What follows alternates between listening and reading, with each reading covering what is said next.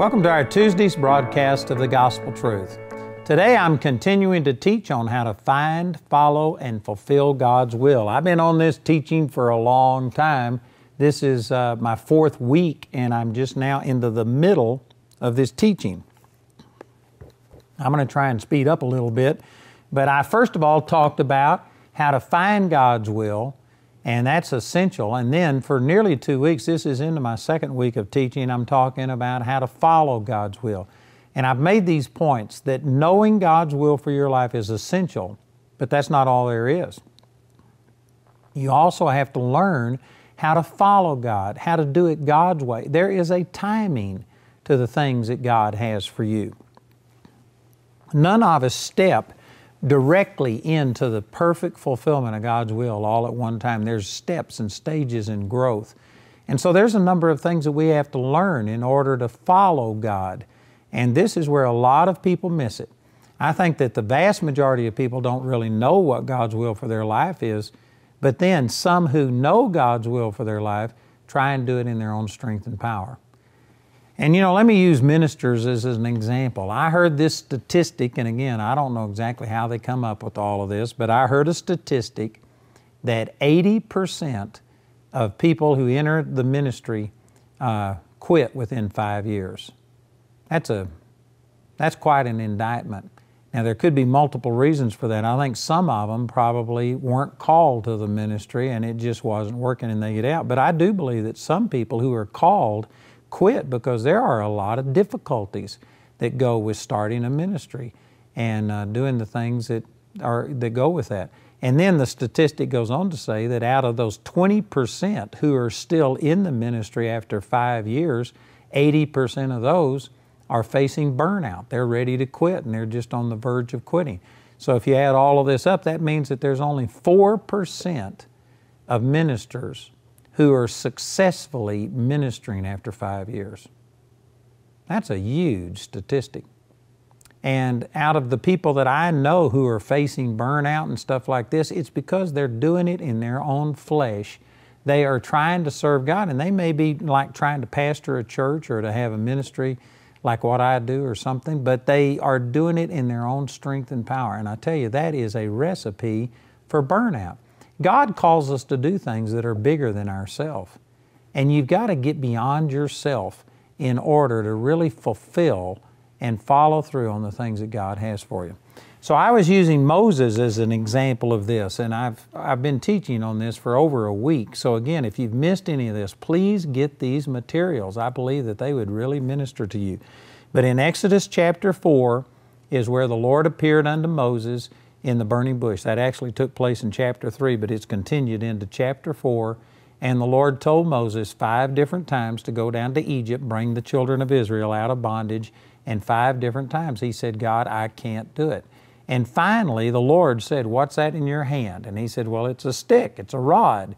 And he said, throw it on the ground. And when he threw it on the ground, it turned into a snake. Moses fled from before it. And then the Lord told him in Exodus chapter 4, verse 4, to reach out your hand and take it by the tail.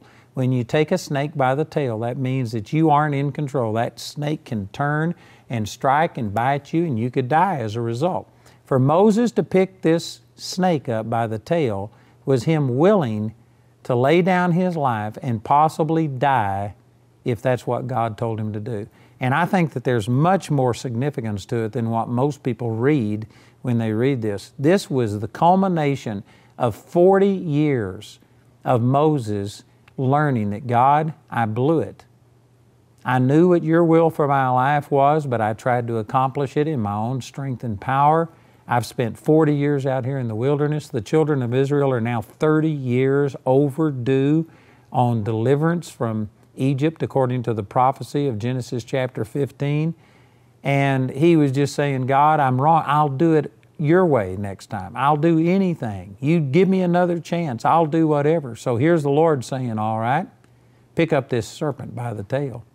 And to Moses' credit, he was willing to obey God even if it meant potential death. And when he grabbed the snake by the tail, it turned back into a rod. But it goes on to say in Exodus chapter 4 and verse 20 that Moses returned and headed down to Egypt, and it says he took the rod of God in his hands. Prior to that, it was Moses' rod. Now it's the rod of God. And I was making comparisons here that you have to literally lay your life down before God. When you do that, it looks like it's going to be the death of all of your visions and stuff. Just like when Moses threw that stick down and took it up by the tail, it looked like it was going to be the death of him. But instead, that's where he got the rod of God. His rod turned into God's rod. And now that rod had supernatural power. He could hold it out over the land and lice would come up. He could touch the waters and they'd turn to blood. He used it to part the Red Sea. He struck a rock and water came out and fed millions of Jews and all of their animals. It now had supernatural power because he had quit doing it his way. He had turned his life over completely to God. It took Moses 40 years to reach that place. And you know what? It takes all of us a while to get to a place to where we say, God, not my will, but yours be done. Whatever your will for my life is, that's what I want. But this is how you follow God.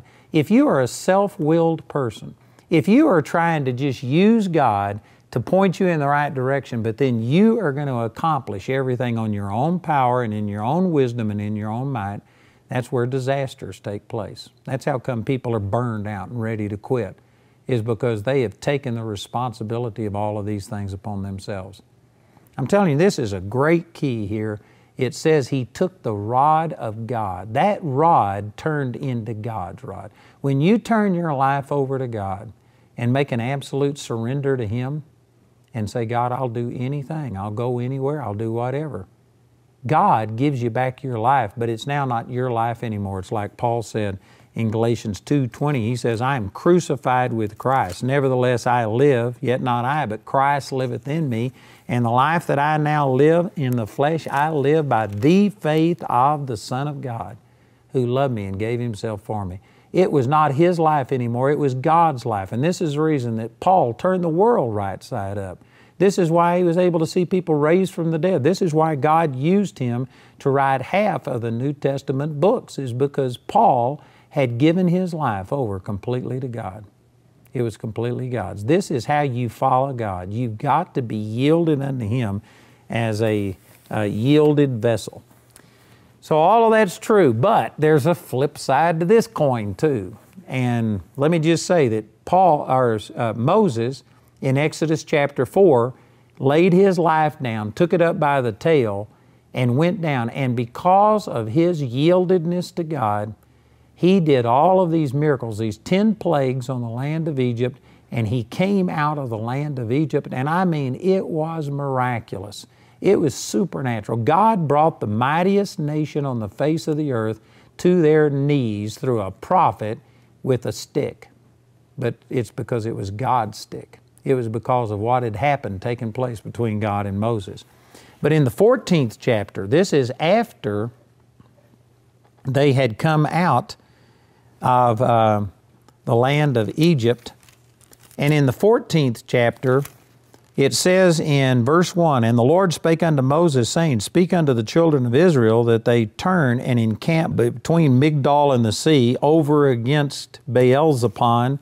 Before it shall ye encamp by the sea. For Pharaoh will say of the children of Israel, They are entangled in the land, the wilderness has shut them in. And I will harden Pharaoh's heart, that he shall follow after them, and I will be honored upon Pharaoh and upon all his host, that the Egyptians may know that I am the Lord. And they did so. So now remember what took place in the 4th chapter. Moses threw his rod down, his life down before God. The Lord told him to take it by the tail. It looked like it was going to kill him, but when he did it, it became the rod of God. And he used that rod and the authority that God had given to him, and he spoke and brought Pharaoh to his knees. Now, here God is telling him, you go camp in this certain place. And the Red Sea was on one side, and then there was mountains on each of the other sides. So in a sense, it was like a box canyon, that there was no way of escape. And God specifically told Moses to encamp in that place, and that God was going to harden Pharaoh's heart, and that Pharaoh would pursue after him. Now think about this. This, in a sense, is Moses putting himself and the entire Jewish nation in the crosshairs of the Pharaoh. I mean, they put themselves in a position, and God said, I am going to use this to draw Pharaoh after you. And to Moses' credit, because he had laid his life down and taken it up by the tail, he was no longer in control. He obeyed God, and he submitted and put himself in a position that was going to guarantee that the Egyptians and all of their military might would come after him.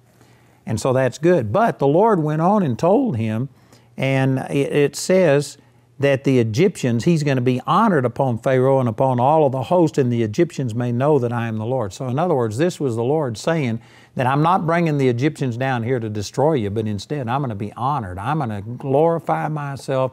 I'm going to win over these Egyptians. So Moses did what the Lord told him to do. Sure enough, God hardened Pharaoh's heart. Here comes Pharaoh and all of his host after the Israelites. And when the children of Israel saw this happening, they began to panic. They wanted to go back to Egypt. They wanted to make themselves a captain and go surrender to Pharaoh, hoping that it would save their lives. And then they turned on Moses and said, this is what we told you when we were in Egypt, that it had been better off for us to stay there as slaves than come out here into the wilderness and be killed by all of the Egyptians. And look at what Moses said unto him. This is in Exodus 14:13. Moses said unto the people, fear ye not, stand still and see the salvation of the Lord, which He will show you today. For the Egyptians whom ye have seen today, ye shall see them again no more forever. So this shows that Moses once again knew God's will. He knew that God had set this up and was drawing the Egyptians into this place to be honored upon them, as it says up here. And so Moses knew God's will, and he spoke to the people and says, fear not, stand still, see the salvation of the Lord.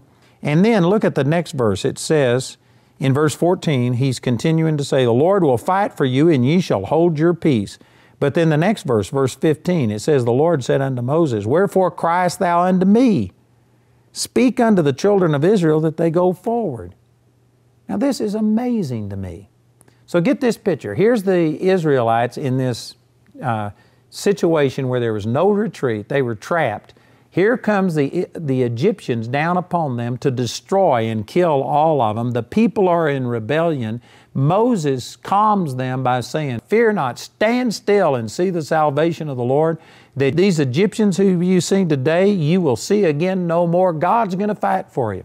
Great profession of his faith. But then in the next verse, the Lord said unto Moses, wherefore criest thou unto me? Man, when I read that, I thought, God, what do you mean? Why are you crying unto me? Look at all of the Egyptians. We're trapped. They're coming to kill us. And God is saying, why are you crying unto me? Boy, for a while, this really bothered me. And then he says, speak unto the children of Israel that they go forward. And then the next verse, but lift thou up thy rod. Let me share with you what the Lord showed me about this. Moses obeyed God. He put himself in a position where God had to come through, and he was believing for God to come through. But after he made this bold profession, apparently he must have gone and fallen on his face before God and started asking for God to intervene and help them. Because God said, why are you crying unto me? He says, speak unto the children of Israel. And so Moses, after he made this bold proclamation, just fell on his face and began to cry out to God for help. And God, in a sense, rebuked him. Why are you crying unto me? Why would he rebuke him? They were in a dire situation. Isn't that the right thing to do? No, because God had given Moses his rod. Moses was no longer doing this on his own. He was doing this at the command of the Lord, and he had the rod of God. He had the authority of God. And God says, you lift up that rod and you part the seas. In other words, God was telling Moses that, Moses, it's time for you to take the authority and the power that I've already given you and use it.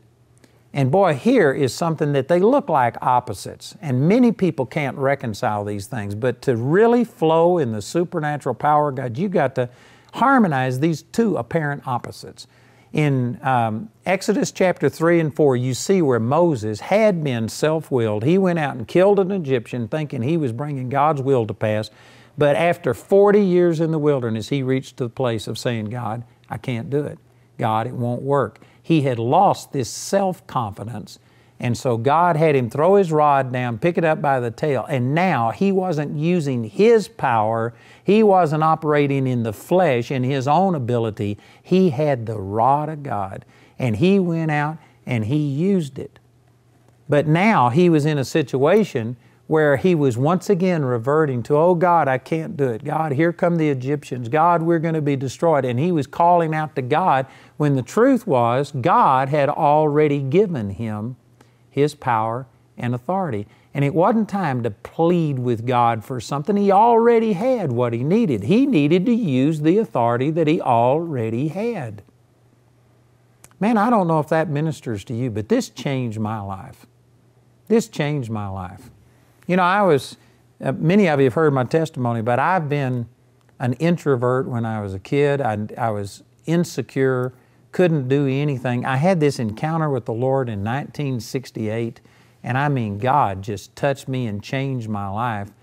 But I constantly am going in between these two things. There's a balance. It's not like you just have an experience with the Lord and then from then on, your life is perfect.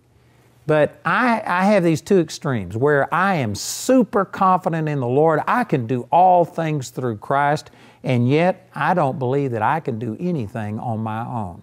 I have to be totally void of self-confidence and have Christ confidence. These look like opposites, and yet they are things that need to be in balance.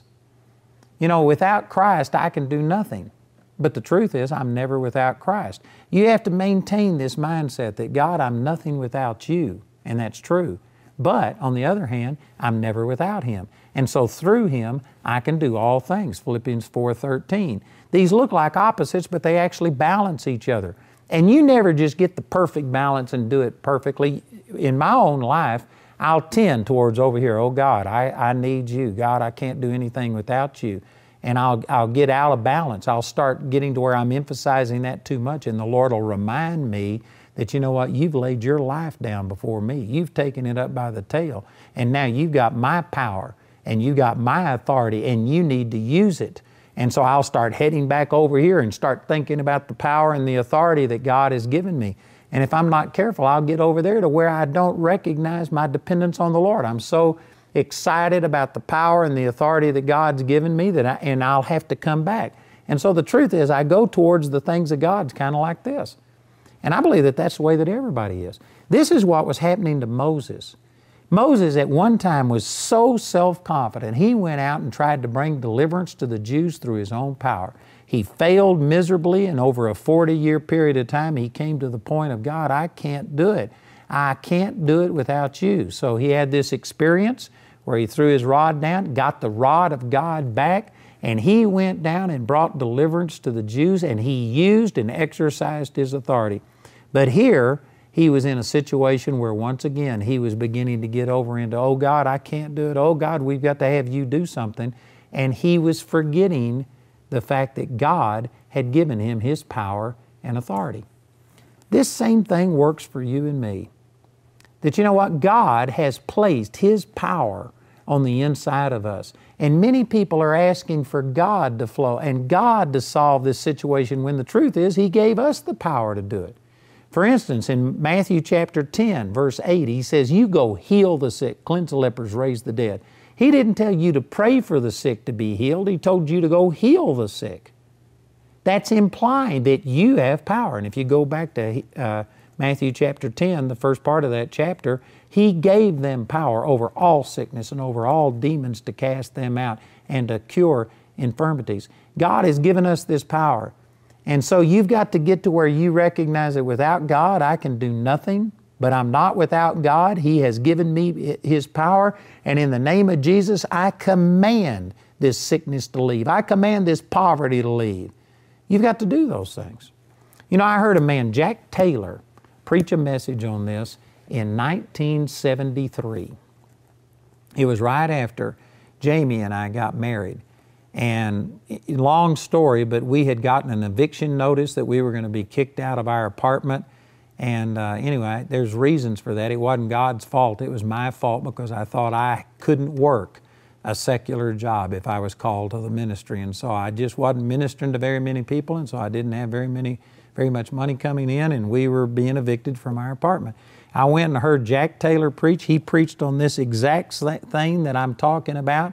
And he said, God, if you have surrendered your life to Him, then it's just like when Moses threw that rod down, picked it up by the tail. You now have the rod of God. You now have the power of God, the authority of God.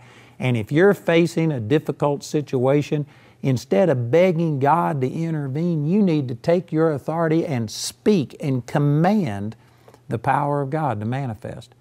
And so Jamie and I went home that night, and I took this message to heart, and we had a little folding chair at a desk, and I laid hands on that folding chair, and I said, God, you gave me authority and power. To the best of my knowledge, I'm doing what you called me to do, and I am not going to be evicted out of this apartment. I said, if you have to turn this chair into money, I just command the finances to come. And at 3 or 3:30 that morning, I had a miracle. Someone woke me up and gave me the exact amount of money that we needed. And I tell you, it's this exact principle. There are some of you that are in dire situations and you're calling out to God, and God is saying to you, just like He did unto Moses, why are you on your face? Get up off your face. Quit crying unto me. Take the authority that I've given you. Now see, you need a balance in this.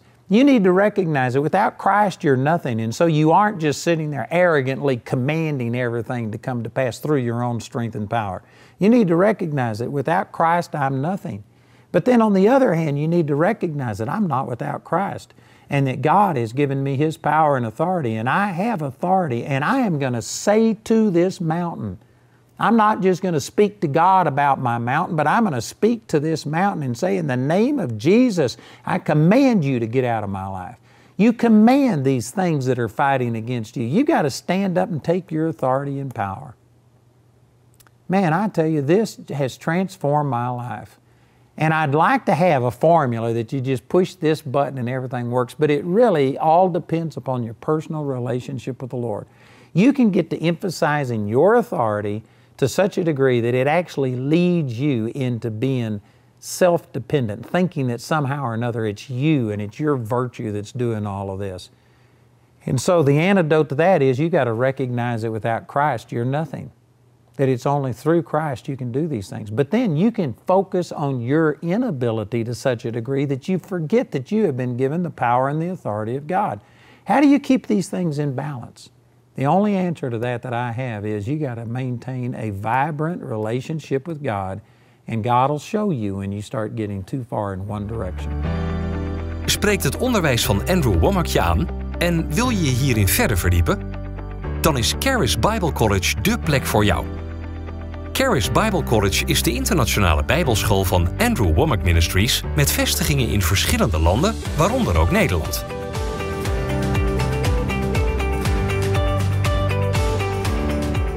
Ontdek wie je werkelijk bent en welk plan God heeft met jouw leven. Kies de vorm van onderwijs die het beste bij jou past en begin aan een geweldige reis samen met God bij Charis Bible College.